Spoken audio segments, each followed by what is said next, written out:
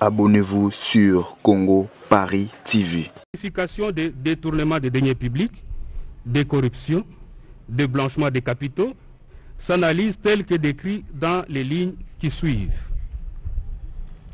Monsieur le Président, comme vous venez de le comprendre dans l'exposé des faits que nous venons de faire, il a été retenu trois cas de détournement de deniers publics à charge du prévenu Vital Kamerhe, dont 2 il a commis en participation avec Jamal et 1 cas en participation avec le prévenu Jeannot Mouindou.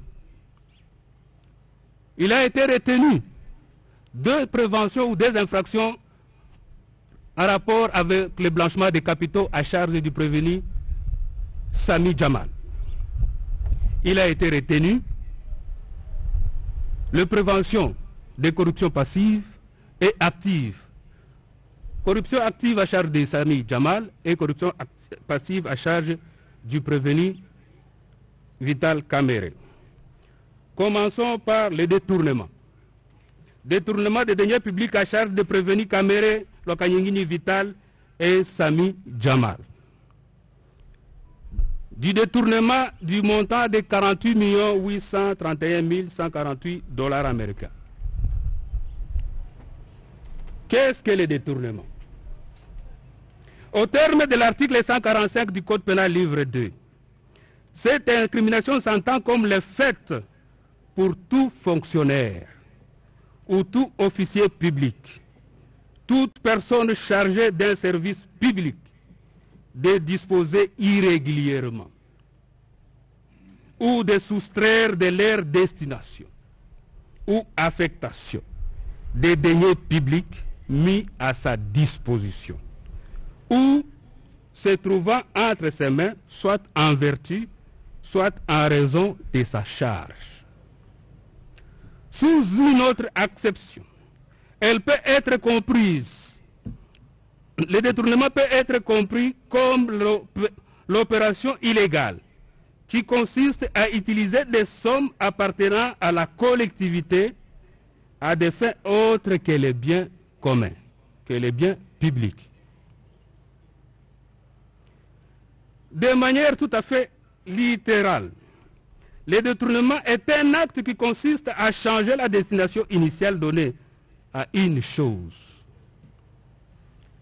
Cette incrimination fait partie de l'ensemble des atteintes à la probité et requiert pour sa constitution 4 éléments constitutifs en sus de l'élément légal que nous venons de lire et qui est l'article 145 du Code pénal livre 2 tel que modifié à ce jour. Comme premier élément, il y a la qualité de l'agent détourneur. Deuxième élément, il y a l'objet détourné. Troisième élément, il y a la détention préalable et la disposition de l'objet. Et dernier élément, il y a l'intention frauduleuse. Élément constitutif 1, la qualité de l'agent. Le prévenu doit avoir la qualité de fonctionnaire au sens le plus étendu. Se conformant à la définition de l'agent public donnée par le Code éthique de l'agent public, édité par le décret-loi numéro 017/2002 du 3 octobre 2002 ou celle de la personne chargée d'un service public. Selon le dictionnaire Larousse, en ligne, le service public est défini comme une activité d'intérêt général, assurée par un organisme public ou privé, soumis aux règles qui sortent du droit commun, ou encore comme toute activité d'une collectivité publique visant à satisfaire un besoin d'intérêt général. Vous lirez cela lorsque vous cliquez www.larousse.fr. Il apparaît ainsi que cette infraction ne peut être commise que par un agent public ou et par toute personne chargée d'un service public tel que défini ci-haut.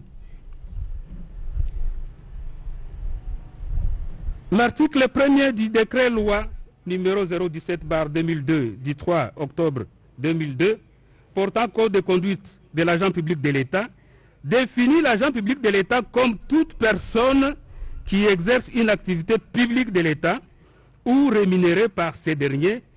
Et à son 7e point, il cite les personnels politiques et administratifs de la présidence de la République comme étant agents publics de l'État.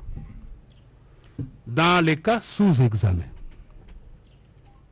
le prévenu Vital Kamerhe est un agent public, en ce sens qu'il fait partie du personnel politique du chef de l'État, qu'il a nommé comme directeur des cabinets par son ordonnance du 24 janvier 2019. Et en même temps, il est manager et superviseur des travaux de 100 jours. S'agissant du prévenu Sami Jamal, non seulement il a été chargé des travaux d'intérêt général, à savoir la construction des logements sociaux, mais aussi il est poursuivi en cohérité avec un agent public de l'État, à l'occurrence le prévenu Vital Kamerhe. À ce sujet, l'article 100 de la loi organique numéro 13/011-B du 13 avril 2013 portant organisation et fonctionnement, compétences des juridictions de l'ordre judiciaire dispose ce qui suit. Lorsque plusieurs personnes justiciables des juridictions de nature ou de rang différents sont poursuivies en raison de leur participation à une infraction ou à des infractions connexes, elles sont jugées l'une et l'autre par la juridiction ordinaire compétente du rang le plus élevé. Par ailleurs, il a été jugé que s'il est vrai que la qualité des fonctionnaires ou des personnes chargées d'un service public est un élément constitutif du détournement des deniers publics et non une circonstance aggravante, il est aussi parfaitement concevable qu'un simple particulier puisse participer à la commission de cette infraction s'il tombe sous l'une ou l'autre modalité de participation criminelle énumérée à l'article 21 du Code pénal, livre 1er. Là, ça ressort de l'arrêt de la Cour suprême de justice numéro 20 CR du 15 août 1979, publié au bulletin des arrêts de l'année 1979 à la page 194. C'est à ce double titre que le prévenu Sami Jamal sera poursuivi pour détournement des deniers publics, une infraction réservée principalement aux agents publics de l'État. Dès l'objet de l'infraction, le détournement ne peut être porté que sur certains biens ou certaines choses énumérées par l'article 145 du Code pénal, livre 2. Suivant leur nature, ce sont les deniers, les effets tenant lieu de deniers, tels que les billets de banque, billets à ordre, chèques, etc. Des actes et des effets mobiliers. Il peut porter aussi sur les biens appartenant aux particuliers. Dans les cas d'espèces, les fonds détournés sont les deniers publics. Et cela n'appelle aucun débat. Car ils proviennent du trésor public et ont été payés par la Banque centrale du Congo. Il a été jugé par la Cour suprême de justice que l'infraction de détournement des deniers publics est généralement commise au préjudice de l'État ainsi que ses démembrements. Cela ressort de l'arrêt de la Cour suprême de justice RP 04/CR, affaire ministère public contre les prévenus Ilunga, Kalenga, Oli et Mboui Mouassa Ezekiel du 23 mars 2020. S'agissant du troisième élément, la détention préalable et la disposition de l'objet. Les biens détournés doivent avoir été confiés à celui qui les a détournés en raison des fonctions officielles ou de l'emploi dont il était investi, ou encore qu'il en ait été constitué de manière quelconque possesseur précaire. Il n'est pas nécessaire que les sommes d'argent détournées soient matériellement entre les mains du détourneur. Mais il suffit qu'en vertu de sa charge, qu'il exerce un certain pouvoir sur les dites sommes. Ainsi, on peut détourner les sommes détenues ou gardées par d'autres.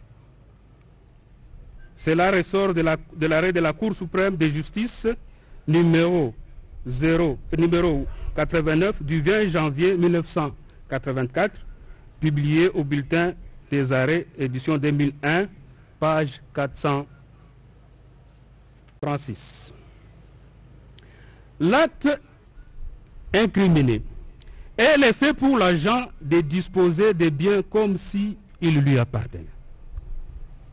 La Cour suprême de justice a, dans son arrêt rendu sous RPA 81 du 23 mars 1983, dans l'affaire ministère public contre Bienga Kolo, déclaré qu'il est constitutif de l'acte matériel de l'infraction de détournement des deniers publics le fait de disposer à sa guise les fonds à lui remis.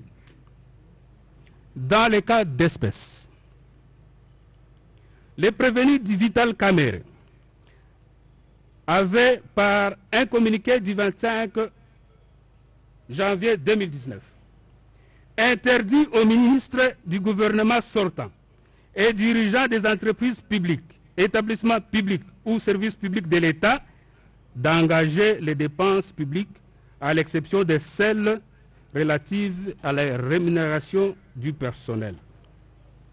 Cette interdiction a eu pour effet de soumettre toutes les dépenses publiques à son pouvoir ou son autorité, faisant de lui le seul ordonnateur des dépenses publiques.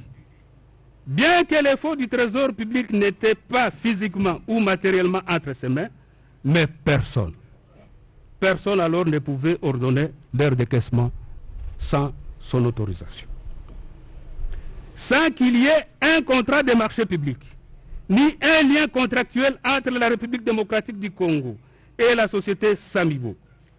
Le prévenu Vital Kamere a instruit au ministre des Finances d'ordonner à la Banque centrale de payer au prévenu Jamal, par les billets de sa société, la somme de 57 500 000 $ américains pour l'achat et l'érection de 1500 maisons préfabriquées, en 3 mensualités et en procédure d'urgence.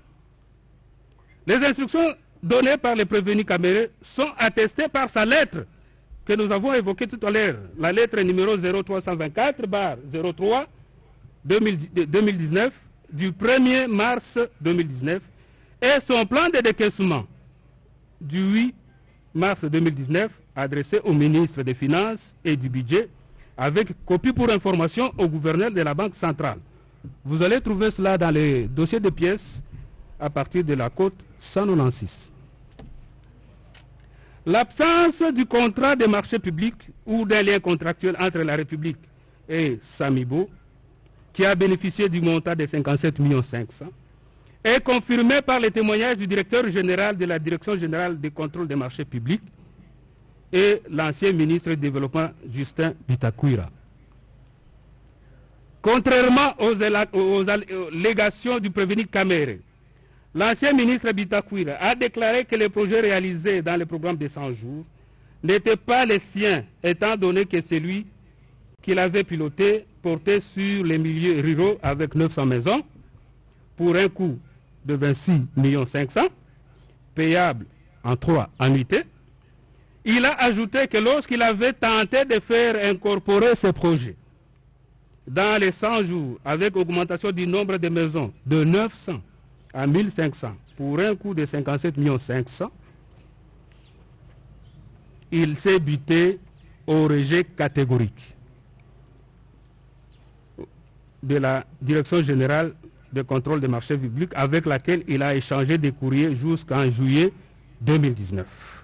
Sans succès et qu'entre-temps, les fonds ont été décaissés totalement entre mars et mai à son insu, sans qu'aucun contrat approuvé n'ait été signé. Chose qu'a confirmé le directeur général de la Direction générale des marchés publics, M. Ngongo Saloum, par sa lettre du 10 juillet 2019, versée au dossier et ses déclarations faites au parquet et à l'audience publique. À ce sujet, la doctrine enseigne qu'un marché conclu sur la base des motifs illicites ou abusivement rattachés est nul et de nul effet. Cela ressort du livre de M. Jean-Louis Essambo, Le droit congolais des marchés publics, publié aux éditions Harmattan en 2016, pages 109 et 110. Le prévenu Sami Jamal, ayant reçu cette somme en plusieurs tranches, pour la fin susdite, n'a pu affecter à celle-ci que la somme de 8 668 852 $ américains. Les soldes, soit 48 831 148 $, américains, a été viré sur ces autres comptes personnels ou cédés à des tiers sans une quelconque justification en rapport avec la destination. Les relevés bancaires versés au dossier attestent que plus de 35 millions de $ américains ont été remis aux enfants du prévenu Sami Jamal pour des fins qui n'ont rien à voir avec l'achat et la construction des maisons préfabriquées. Jamal ne l'a pas nié. L'infraction de détournement de deniers publics reprochée aux prévenus Kamere et Jamal a été commise en participation criminelle. La participation criminelle peut être définie au regard de l'article 21 du Code pénal livre 1 comme le fait pour plusieurs personnes de prendre une part plus ou moins active directe à la perpétration d'une infraction. Il y a participation criminelle lorsqu'il y a l'intention de s'associer à la perpétration d'une infraction. Elle suppose un concert, une entente entre délinquants. Pendant l'exposé de plus de 2 heures qui vous a été fait ici, on vous a démontré comment les deux prévenus étaient toujours en coopération. L'article 21 précité dispose en effet, sont considérés comme auteurs d'une infraction ceux qui l'auront exécuté ou qui auront coopéré directement à son exécution. Ceux qui, par un fait quelconque, auront prêté pour l'exécution une aide telle que, sans leur assistance, l'infraction n'eût pu être commise. Ceux qui, par offre, don, promesse, menace, abus d'autorité ou de pouvoir, machination ou artifice coupable, auront directement provoqué cette infraction. Ceux qui, soit par des discours tenus dans des réunions ou dans des lieux publics, soit par des placards affichés, soit par des écrits imprimés ou non, et vendus ou distribués, soit par des dessins ou emblèmes, auront provoqué directement à la commettre.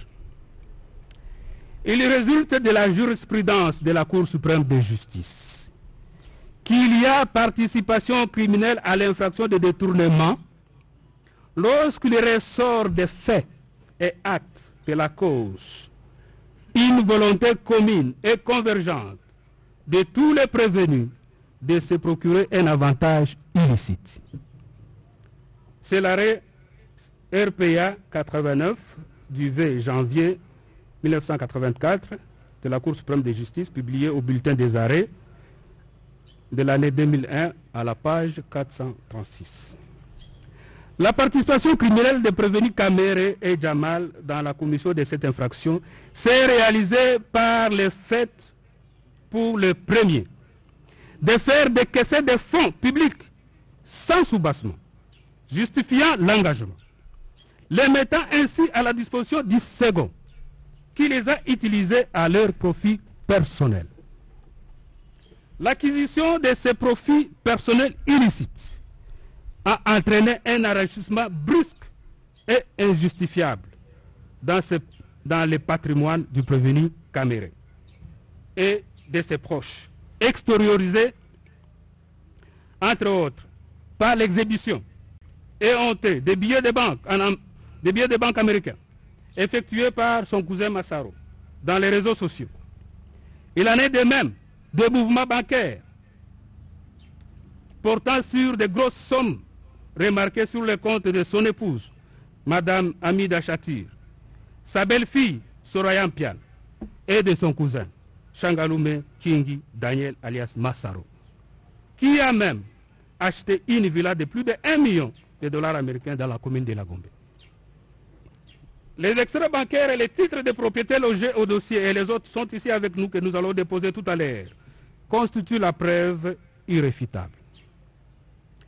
L'instruction préjudicielle comme celle qui a été menée devant le tribunal a démontré que c'est le prévenu Vital Kamere qui a fait décaisser du trésor public la somme de 57 500 000 dollars américains sur laquelle le prévenu Jamal n'a pu justifier que l'utilisation du montant de 8 668 852 dollars américains en rapport avec l'achat et la construction des maisons préfabriquées.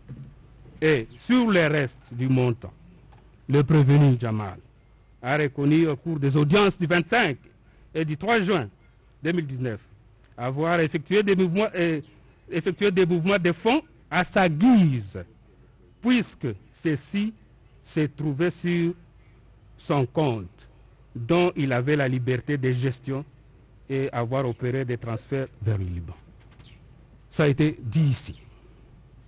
Le prévenu Jamal constitue tout simplement un canal par lequel le prévenu Vital Kamere est passé pour faire sortir du trésor public des fonds très importants pour leurs profits personnels.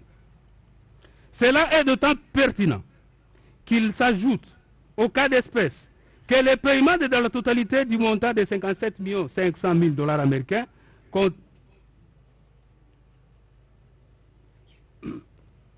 ce montant a été décaissé contrairement à la loi sur le marché public en faveur d'une société mallette, n'ayant ni siège, ni personnel, et sans activité commerciale connue du service des impôts au courant de l'exercice concerné par ces marchés.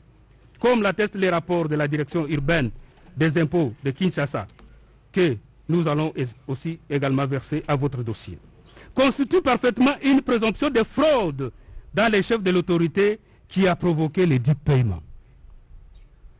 Cet entendement est largement partagé par la doctrine et la jurisprudence congolaise, qui retiennent que l'infraction de détournement des deniers publics est déduite de l'ordre que l'agent a donné de payer à un tiers une créance fictive sur les fonds mis à sa disposition pour procurer à celui-ci et à lui-même un avantage illicite. Et précise qu'il n'est pas nécessaire que les fonds détournés soient matériellement entre les mains des prévenus, mais il suffit qu'ils soient mis à leur disposition en vertu ou à raison de leurs fonctions. Vous trouverez cela dans la mercuriale prononcée par M. le procureur général de la République, Flori Kabange, sur le thème « L'infraction de détournement des deniers publics et privés en droit positif congolais » lors de la rentrée judiciaire de la Cour suprême de justice de 2009. Vous trouverez également cela à la page, page 37, et cela vous trouverez aussi dans les bulletins des arrêts.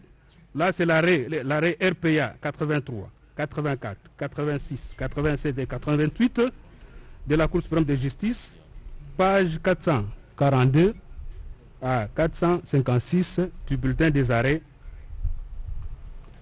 de l'année 2001. Monsieur le Président, après avoir démontré l'accomplissement de l'acte matériel, il convient que nous puissions passer à l'élément moral. Qu'est-ce que l'élément moral du détournement? Le détournement des deniers publics requiert une intention frauduleuse. L'intention frauduleuse est réalisée dès lors que l'auteur agit pour procurer soit à lui-même, soit à autrui, un avantage quelconque au préjudice d'autrui, alors qu'il savait que les effets ou deniers étaient en sa possession à titre précaire. Selon la jurisprudence de la Cour suprême de justice du 29 février et du 23 mars 1987, citée par M. le procureur général de la République, Kabange Numbi Flori, dans sa mercuriale, prononcée en octobre 2009, l'intention frauduleuse est établie dans les chefs du prévenu qui les rend coupables de l'infraction de détournement des deniers publics tel que prévu et puni par l'article 145 du Code pénal, livre 2, lorsque il s'approprie de façon détournée des fonds publics et en dispose à sa guise en se procurant à lui-même et à autrui un avantage illicite. L'intention frauduleuse de se procurer à soi-même et à autrui un bénéfice illicite résulte à suffisance de l'approbation par le prévenu des dépenses engagées au mépris des lois. Au mépris des lois et instructions en vigueur. Ceci ressort de la jurisprudence de la Cour suprême dans les arrêts que nous avons cités tout à l'heure, RPA 83, 84, 86, 87 et 88 du 3 février 1984 dans l'affaire ministère public contre le prévenu Malingwendo et consorts. S'agissant du cas sous examen, l'intention délibérée du prévenu Vital Kamerhe de violer les procédures en matière de marché public, sa volonté très exprimée d'escamoter la procédure de paiement en matière de dépenses publiques, les interventions pressantes suivies de paiements par lui des charges incombant à Samibou vis-à-vis des MERS et autres intervenants tels que les frais d'armement, les frais de transport, etc., sont les preuves suffisantes, même très suffisantes, de leur intention frauduleuse de détourner les fonds de l'État. S'agissant du deuxième cas de détournement, détournement de la somme de 2 137 500, mis à charge toujours de prévenus Kamerhe et Jamal. Le développement en droit des éléments constitutifs du détournement des deniers publics et des participations criminelles fait ci-dessus vaut également pour le détournement du montant de 2 137 500. Dans les cas d'espèces, le détournement du montant de 2 137 500 $ américains s'est accompli de la même manière que celui du montant de 48 831 147 et 148 $. En effet, le prévenu Vital Kamerhe et Sami Jamal ont, entre août et septembre, par le biais de la société Ousmane, appartenant au prévenu Jamal, perpétré les actes identiques sur la somme de 2 137 500 $ américains, sous le prétexte cette fois-là de la construction de 3000 maisons préfabriquées en faveur des militaires. L'utilisation de cette somme s'est retrouvée entourée d'un flou complet, dans la mesure où elle se confond avec celle de la somme décaissée. Elle se confond avec celle de la somme décaissée pour 1500 maisons et qu'aucune commande particulière à ce volet du